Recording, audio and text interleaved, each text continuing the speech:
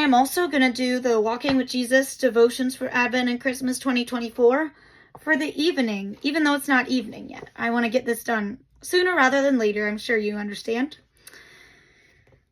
You, Lord, keep my lamp burning. My God turns my darkness into light. Psalm 18, verse 28. The lights of Christmas, what joy they bring, except while I was grieving. When our 3-year-old son Blake died suddenly from an illness 2 months before Christmas, those cheerful lights mocked a deep inner darkness for my soul.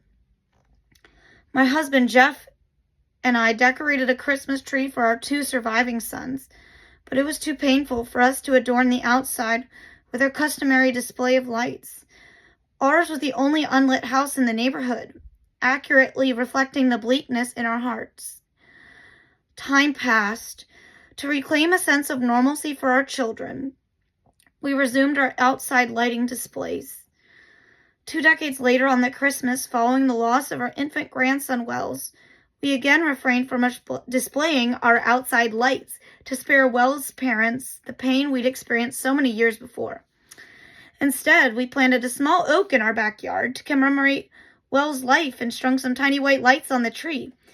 When Christmas was over, we found we couldn't bear to take the lights down. Those tiny white lights gave us hope and reminded us we would see Wells again. 4 Christmases have passed since we first decorated Wells' tree. The little oak has grown taller and fuller, and we've added more sets of tiny white lights. Now every evening at dusk, the lights come on, illuminating the darkness. They shine until the sun rises, reminding us that Wells is still with us in Jesus' tender care. This devotion really, it's really sad that this 3-year-old son Blake died from an illness. It's also sad that the infant grandson Wells died as well, but Christmas still goes on regardless of grief or what you might be feeling around the holidays. But there's always ways you can honor your loved ones during Christmas. You can, like they did, put white lights on a tree or do whatever you'd like to do to honor your loved one during Christmas. And just one question, what would you do to honor your loved ones during Christmas when they're not there with you? I haven't thought about that one yet, but I may or may not get back to you about it. But I'd love to know what you think about that.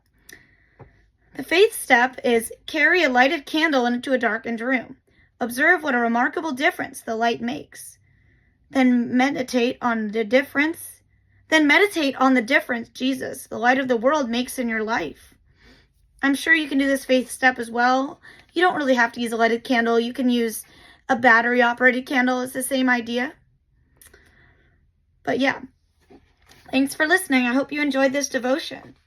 There'll be more of this series to come. Tomorrow I'll see if I can do some more of this series. We'll see. Thank you.